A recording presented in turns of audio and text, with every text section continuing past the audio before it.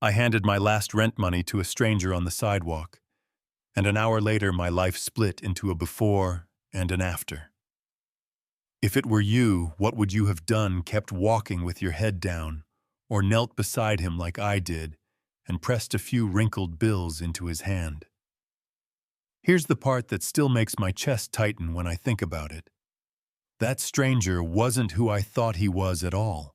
We were coming back from school, me and my roommate Natasha, backpacks biting our shoulders, the evening vendors striking matches, the whole city smelling like smoke and spice.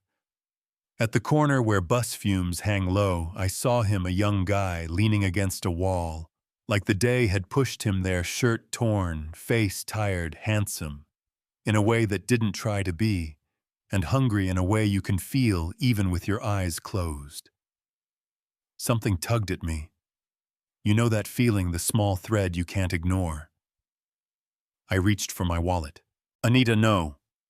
Natasha said, arms folded like a locked gate. You help 1 in 10 more show up. You'll be the one sitting there next week. She wasn't wrong about our rent. She just wasn't right about my heart. I crouched anyway, concrete scraping my knee, and held out the money. Here, I whispered, trying to steady my voice, get something to eat. He looked up slow, like light hurt, and when he said thank you, it wasn't just a word. It was the sound of a breath he'd been holding all day. Back at our apartment, the fight started before the door latch even clicked. We lived small, the kind of small you measure in steps, not feet, one bed, a stubborn window, a hot plate that burned everything. You're half, Natasha said. Palm out, nails, perfect eyes, sharp. I stared at my shoes and felt the heat crawl up my neck. I don't have it right now, I said, soft but honest. Next month, I'll pay you back. She threw her hands up, called me Mother Teresa, called that boy a con artist, called me a fool. I breathed in like stepping into cold water. Not everyone sits on a sidewalk by choice, I said. You don't know his story. You don't know mine. She slammed the bathroom door so hard the mirror rattled, and I lay there on our one bed watching the ceiling fan pretend to be a helicopter. I should have felt guilty, I didn't. I felt calm, empty in a clean way, like hunger after fasting. The next morning I tucked rice and beans into a plastic bag, the kind that squeaks, and walked the long way to school. I could have avoided that corner, I didn't. He was there. He saw the bag and sat up fast, hope flashing across his face like a porch light. You came back, he said. Of course I told him and passed the food. He ate carefully, slow, like each bite had to last. When he finished, he wiped his mouth with the back of his hand and finally looked me in the eye. I'm Matthew, he said. Orphanage until 18, then. The world said good luck and walked away. I felt my throat tighten. I'm Anita, I said, and it felt more like a promise than a name. I don't have much, but I can bring food when I can. He smiled. The kind of smile that makes you want to do it again. Pattern interrupt. Let me say the line people love to throw at girls like me. You should have walked away. Here's mine. I couldn't. You know what I mean. Days slid by and I brought little things. Half a loaf of bread, a banana leftover stew. We talked more. He had this dry humor, said he was a warrior, said every day he fights hunger cold, and people who think men on sidewalks aren't human. He said it with a grin that didn't hide the truth. Back home, the pantry started echoing back at me. Natasha noticed. We don't have a mouse, she said, tapping the empty shelf. We have a charity. Then she lowered her voice like she was about to do me a favor. There's easier money. Chief likes pretty girls. He'll take care of you if you take care of him. I stepped back like her words were heat. I'm keeping myself for my future husband, I said. She laughed so hard it turned mean. Future husband, sure. I'll be living while you're praying. Here's a hard truth. Poverty gives bad ideas a microphone. Another hard truth. You don't have to sing along. I didn't. She rolled her eyes and texted that man with crown emojis anyway. And then the city did what it does. It broke something fragile. One evening, a stranger found Matthew bleeding near the market and rushed him to the hospital. The doctor, kind eyes, tired mouth, patched him up and said the streets would chew him until there was nothing left. He looked at me, tilted his head.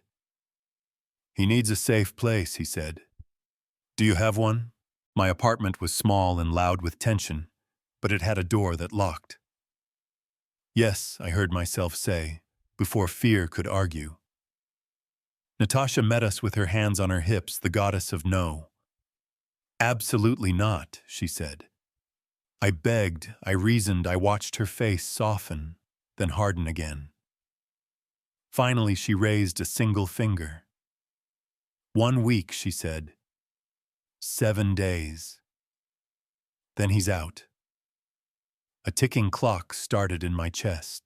The next morning, I went to the bursar's office to beg for time on my fees, a speech folded in my pocket about responsibility and trying hard. The clerk typed my student ID, squinted at the screen, then smiled. You're clear, she said. Paid in full. What I blurted too loud for the room. Anonymous, she added. Someone cares about you. I walked home like the ground had turned to water. They paid it, I told Matthew, breathless. He raised his eyebrows like a preacher and said, Did I not tell you? The Lord provides. I shoved his shoulder and laughed. Pastor Matthew, I said you prayed on credit and it cleared.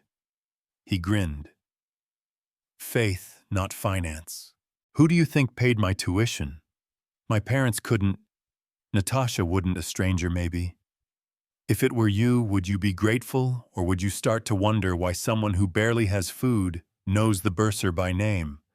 Stick around, because what happened next will blow your mind. 2 days later, my mother called from the village, voice thin, asked me to come home because my father was sick. The bus ride was a ribbon of worry, but when I arrived, he was sitting on the stoop, eating an orange, perfectly fine. They missed me, they confessed they made up the sickness to bring me home. I was angry for a minute, and then I wasn't. Home has a way of making your anger feel too heavy to carry. I cooked, I listened to my mother hum while she chopped vegetables. I slept like I hadn't slept in months. Back in the city, a different kind of story was unfolding. Natasha came home early and found Matthew alone. She smiled a smile I know too well. You clean up nice, she purred. You don't have to settle for Anita. She's poor and soft and going nowhere. I'm classy. I know people. I can upgrade your life. Later, when he told me, he said he laughed, not to be cruel, just at the absurdity. No, Natasha, he said, steady.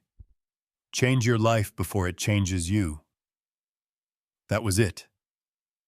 Pride is brittle, she snapped. Get out, she pointed at the door like a curse. He left with a small bag and more dignity than some men have in a tux. He walked until he couldn't, sat on a curb, wiped his face with a sleeve, and a car stopped. The driver rolled down the window, listened in a way most people don't. Do you want work? The man asked. By nightfall, Matthew had a job at a mansion, with gates taller than our building, and grass that looked like it had a personal trainer. Security guard, a room in the back house, a key that turned without effort. He called me. They're good people, he said, voice glowing. They even said you could stay if you need to. We didn't dance, but our voices did. The next morning, I packed quietly, folded my life into a bag that didn't deserve the weight, and left Natasha a note on the chipped table. Thank you for the time we shared. I wish you good things. I meant it even if good things felt far from the choices she was making. The mansion felt like another planet. Tall doors that glided hallways that held light like water. The owners, Chief Emmanuel and his wife, Madame Stella, welcomed me with a kindness that didn't look like a performance. "We heard about your kindness," she said, cool fingers around my hands. "It's rare. It's precious." I tried to make myself smaller. "Anyone would have helped," I said. "Not anyone," Emmanuel answered, looking at me like a father looks at a daughter he respects. They exchanged a glance the kind couples speak without words, and Madame Stella said, "Our son lives abroad, hard-working, stubborn, too focused for his own good. We want him to marry a kind woman. Would you consider meeting him someday?" My mouth went dry. Old insecurities barged in. "With respect, ma'am," I said, surprising myself with how steady it came out, "I'm not interested. I already have someone." And that was true even if we hadn't said it out loud yet. That night, I found Matthew in the back house reading a book with a cracked spine, and I snapped at him. "Why did you tell them we're just friends?" I demanded, hands on hips I must have borrowed from Natasha. "Do you not see me?" He rubbed the back of his neck, suddenly shy. "I thought if I said different, they wouldn't let you stay." I opened my mouth to fight, and he did the bravest thing a man can do without lifting a finger. He told the truth. "I love you, Anita," he said. "From the day you put money in my hand, I knew the value wasn't in the bills. It was in you. You're the mother of my future children, the person I want to argue about curtains with when we're old. I didn't say it because I was afraid you'd think love from nothing is nothing. But it's everything to me." I didn't make him beg. "Then we're done being just friends," I said, and let that new word settle between us like warm bread. Life isn't a single line. While mine was blooming, Natasha's was breaking. She got sick, a kind of sick you can't cover with makeup or laughs. By the time a doctor said the letters, they fell heavy. HIV. Her mother called me, voice shaking, said she kept asking for me. I went. Of course I went. I don't know if forgiveness is a door you open or a river you step into, but I walked through and waded anyway. Natasha looked small under those bright lights' bones where curves used to be, eyes full of the understanding that comes late and costs everything. "I should have listened," she whispered. "Pray for me." I held her hand and did not a sermon, not a bargain, just a plea for mercy from a God who remembers we're dust and still loves us. Some people say she got what she deserved. I don't see the world that way. Do consequences erase compassion, or are they exactly the place where we need it most? Do you think that's fair? I came back to the mansion, wanting to tell Matthew everything, to cry into his shirt, and let the day drain out. He wasn't in the back house. A guard waved me toward the main door. "He's inside," he said, trying not to smile. I stepped into the foyer and the marble swallowed my footsteps. And there he was. Not the man with dirt under his nails. Not the boy with the bandaged arm. A man in a suit that knew his shoulders, clean-shaved shoes that looked allergic to puddles. He turned, and my heart did that break and bloom at once. "Anita," he said, voice steady. "There's something I need to tell you." The air went thin. "What is going on?" I asked. He took a breath like he'd been saving it for months. "I was never poor," he said. "I know how it sounds. I know it's a betrayal. I asked you for food with steady hands and a full bank account. I slept on concrete when I had a bed waiting. I let you carry a weight that wasn't real." My face burned. Shame for him, shame for me, I couldn't tell. Why I managed. Why would you do that to me? To anyone? He swallowed and finally looked like the boy again, raw and honest. Because I was tired, he said, tired of being a wallet with legs, tired of never knowing if kindness in front of me was for me or my last name. I wanted to find someone who would love me with my pockets turned out. When you gave me rent money, you needed more than I did. When you brought food, you could barely spare. When you risked your home to keep me safe. I saw what I've been searching for since I grew out of my first tux. I shook my head, the room tilting. And your job here.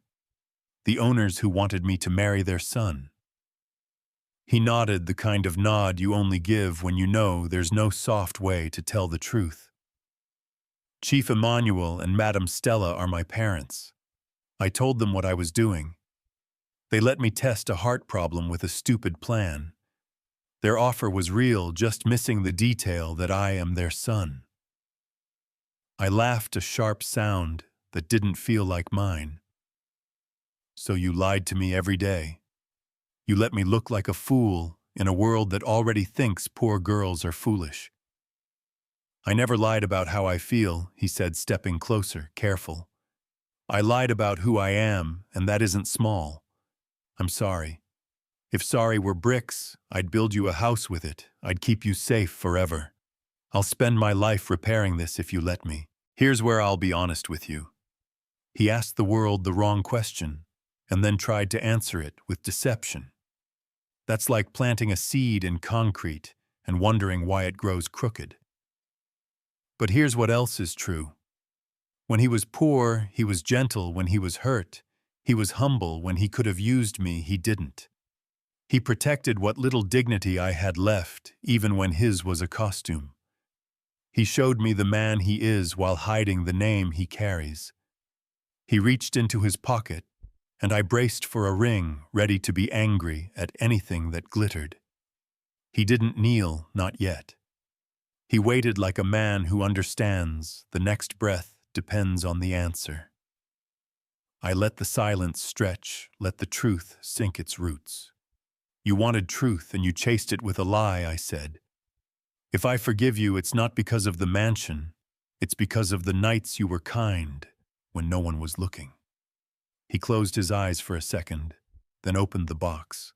The ring caught the light like a promise. He went to one knee. Not for the show, for the vow. Marry me, Anita, he said. Not because I'm rich, not because my parents approve, because in the worst light we ever stood in, you loved me like the sun was still up. I thought about a clerk who said anonymous about Natasha in a bed that beeped about a girl on a sidewalk, kneeling with rent money in her hand. I said yes. Not because the marble floor felt good under my feet, but because the truth felt right. Complicated, messy, scarred, but right. We kept the wedding simple by their standards and impossible by mine. I wore a dress that belonged to someone else until I put it on, and then it decided to belong to me. People who once rolled their eyes at my kindness rolled their eyes at my luck instead. People will always find a reason. Natasha couldn't come. There's no neat bow to tie on that. We send money for her medicine. We call her mother.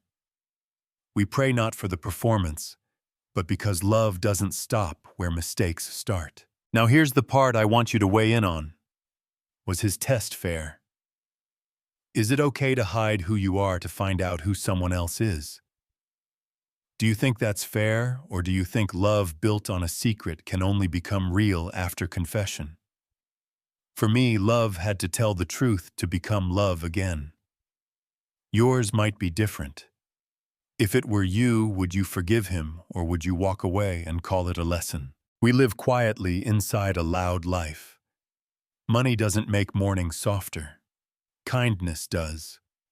We argue about little things like coffee and big things like which causes to support. We still drive by the corner where I first saw him and sit for a minute with the windows down, letting the traffic tell us a story about a city that breaks and heals at the same time. And yes, for everyone wondering, he was the one who paid my tuition. He walked the money to the office the morning after I gave him rent cash. I wanted to say thank you, without embarrassing you, he told me later. He didn't buy my love, he balanced a scale that had been unfair since the day we were born into different houses. If this story moved you, confused, you made you angry or hopeful or both, drop your thoughts below. Should Matthew have done what he did? Or was it manipulative? Would you have forgiven him or would you have left? Tell me where you're watching from and what time it is right now. I read your comments, I learned from them, and yeah, I remember the ones that sting and the ones that heal, you know what I mean. Hit, like if you believe kindness still matters. Subscribe for more true heart tales. Share this with that friend who swears they'd never help a stranger. And then ask them again after they watch. Stick around for the next story, because if you thought this twist was something, the next one will make you call your best friend at midnight. Yeah, that happened.